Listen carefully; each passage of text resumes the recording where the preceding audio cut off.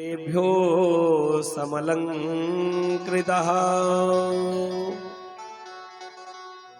तिलाद्रीन् सप्तरत्नौघ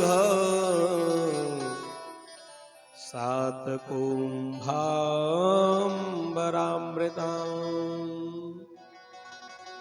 7 तिल के बड़े बड़े पहाड़ बनाए।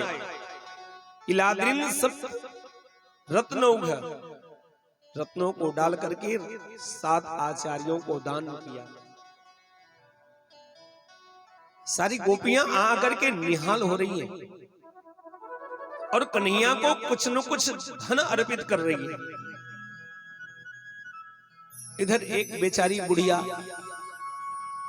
जो थोड़ा ऊंचे सुनती थी, ऊंचे सुनने का मतलब समझ रहे हो, उसको लगा कि कहीं से कोई आवाज आ रही है। बेचारी 95 वर्ष की डोकरी, मोहड़े में को दांत न, आवाज सुनते हुए चल पड़ी। और ये आवाज कहां से आ रही थी? नंदरानी के चौक से, नंद भवन की तरफ से। और वो नंद भवन की तरफ चल पड़ी। छोटे छोटे ग्वाल बाल मक्खन के लोदा 1-1 किलो के लेके एक दूसरे पर फेंक रहे थे। जैसे हम लोग बोलते हैं ना क्या हुआ है, तो हमारे ब्रज में बोलते हैं कहा भयो है। अब बेचारी आवाज सुन सुन करके नंद भवन के प्रांगण में पहुंच गई। देखा छोटे छोटे बच्चे एक दूसरे को आनंद देने के लिए माखन का लोदा फेंक रहे हैं, आनंद में झूम रहे हैं।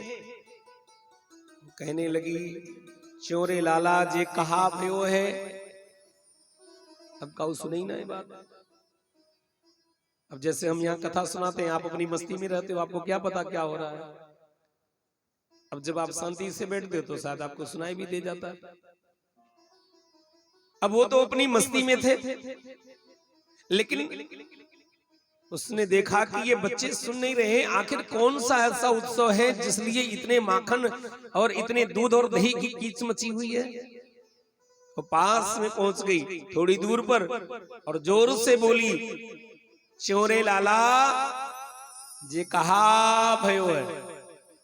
अब देखो जिसके मुख में दांत न हो वो बोले कहा तो ज्यादा ही मुख खुल जाता है।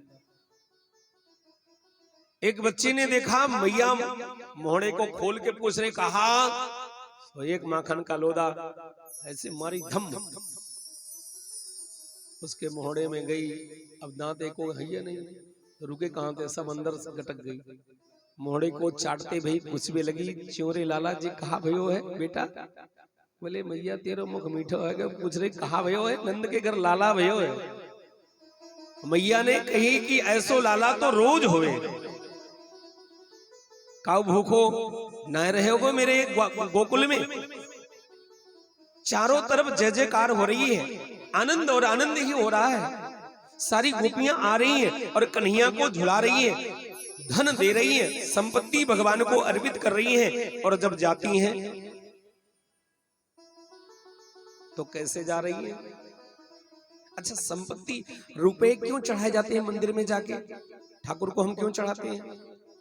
क्योंकि धन मिलता है प्रारब्ध से। ध्यान से सुनना, धन मिलता है प्रारब्ध से। और प्रारब्ध कैसे बनता है? कर्म से। तो कर्म का फल हुआ धन की नहीं। तो आज जब भगवान के पास आई हैं या हम कभी भगवान के पास जाते हैं तो भगवान से खाली हाथ नहीं मिलना चाहिए, मंदिर में खाली हाथ नहीं जाना चाहिए। तो हम करते क्या हैं? अपने कर्म का फल भगवान को अर्पित करते हैं। गोपियां धन लुटाती हुई जब वापस जाती हैं, जाने की इच्छा नहीं है पर इतनी भीड़ है, जगह तो खाली करनी पड़ेगी। इसलिए जब घर वापस जाती हैं तो कैसे जा रही हैं? एक संत ने लिखा कृष्ण को अपने हृदय के पालने में लेकर के जा रही है।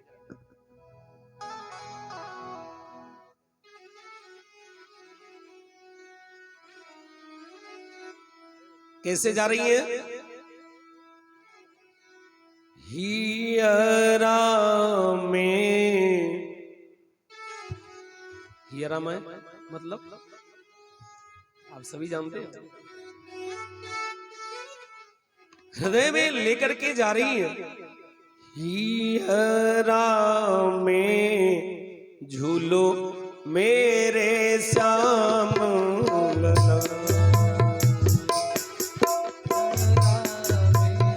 झूलो मेरे श्याम लला, हीरा में झूलो मेरे श्याम लला,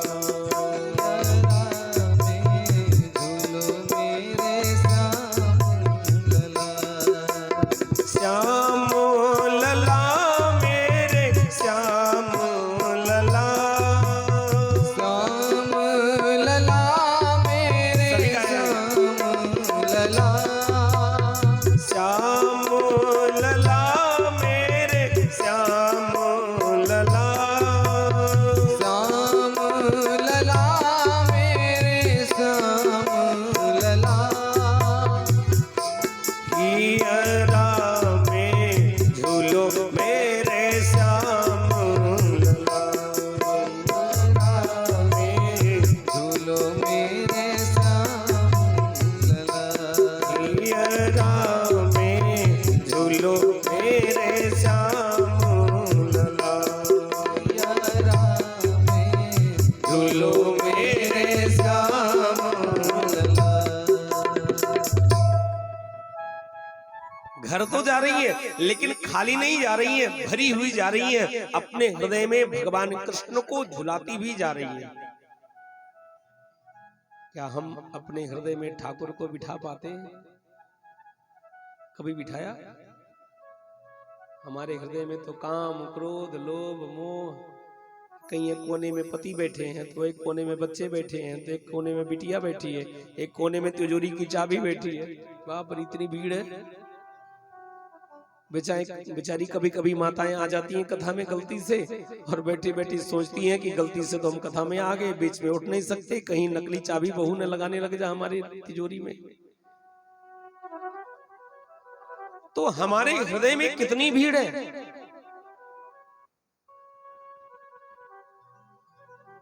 इसलिए हृदय में तो ठाकुर तब बैठेगा जब हृदय खाली होगा।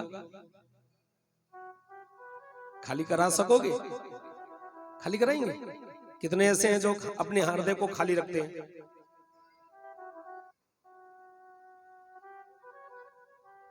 तो परीक्षण करने पर पता चलेगा।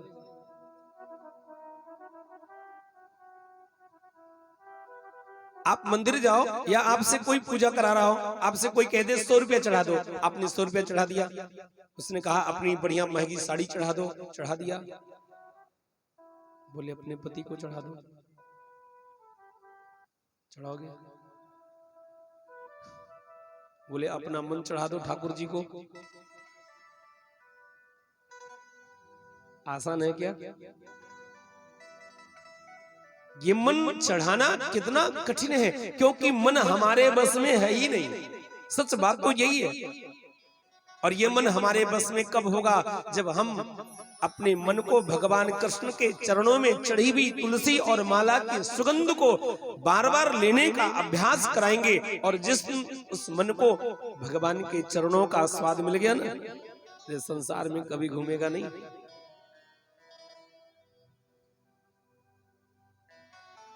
बेचारी एक बुढ़िया, उसको सूचना मिली कि नंद के घर में छोरा भयो है, इतनी खुश हो गई।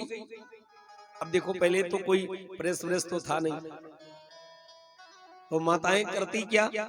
अपने वस्त्र को स्वच्छ करके 84 गज का जो लहंगा है उसे एक मटकी में डाल करके ऊपर से बंद कर देती।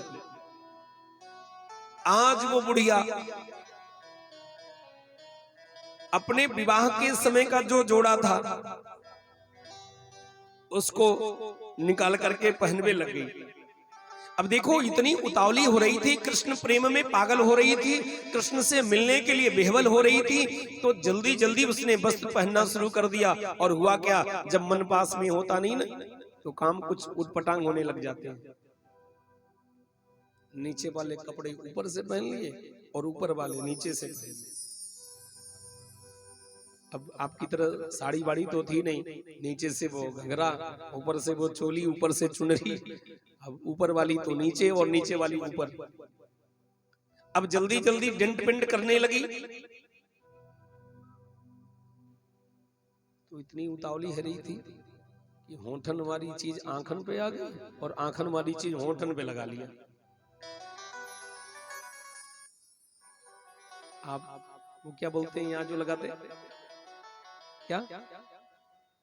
अरे जरा तेज बोलो ना, क्या बोलते हैं उसको? तो उसको यहाँ जरा कभी लगा के देख लेना, यहाँ लगाना, यस यस यस, और काजल यहाँ होंठों पर लगा लेना। उड़ीसा के जगन्नाथ भगवान जैसे दिखोगे।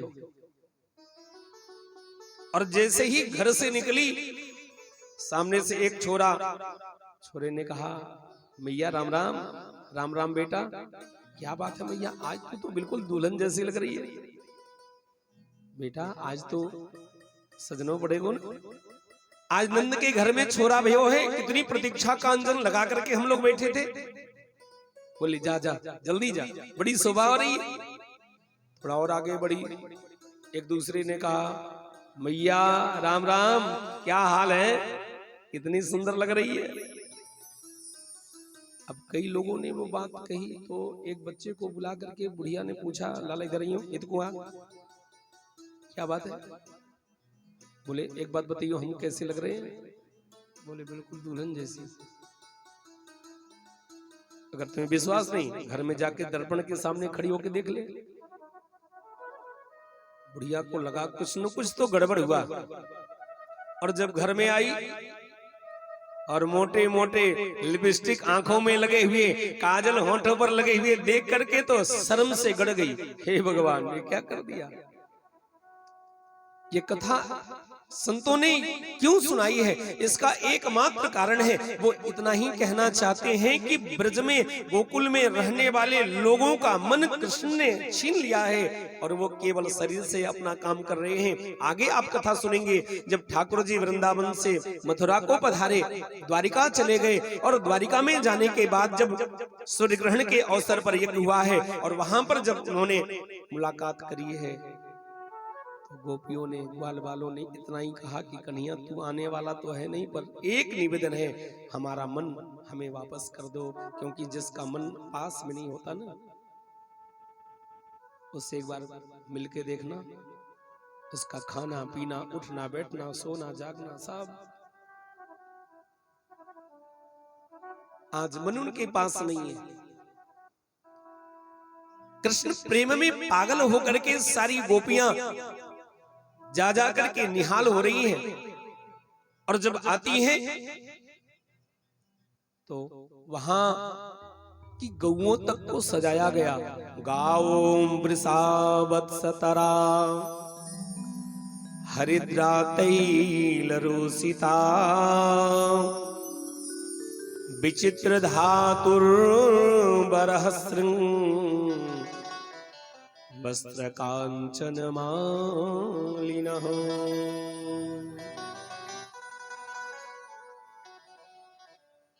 वहां की गौओं को सुंदर सजाया गया, और जो गौओं का दान किया जा रहा ना, उनकी सींग को सोने से मढ़ करके, खुर को चांदी से मढ़ करके, और बड़े प्यार से ऊपर से रेशमी कपड़े उड़ा करके उन गौओं का दान हो रहा है। और कैसी गौएं हैं, सबत्सा गौ हैं, जिन गौ ने प्रथम पुत्र को जन्म दिया है, ऐसे पुत्रों के सहित उन गौओं का महाराज 2 लाख की संख्या में दान कर दिया।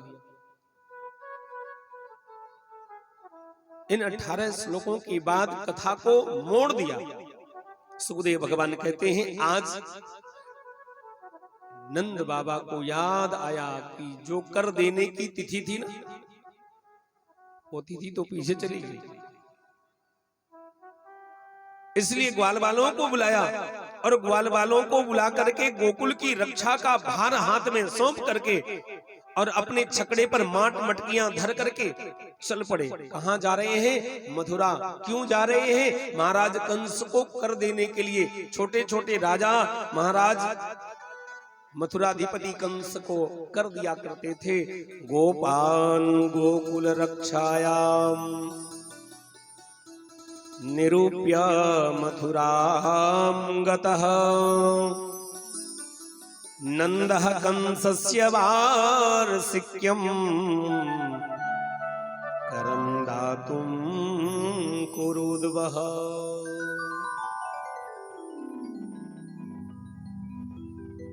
थोड़ा सा विचार करेंगे, यहाँ संकेत क्या है?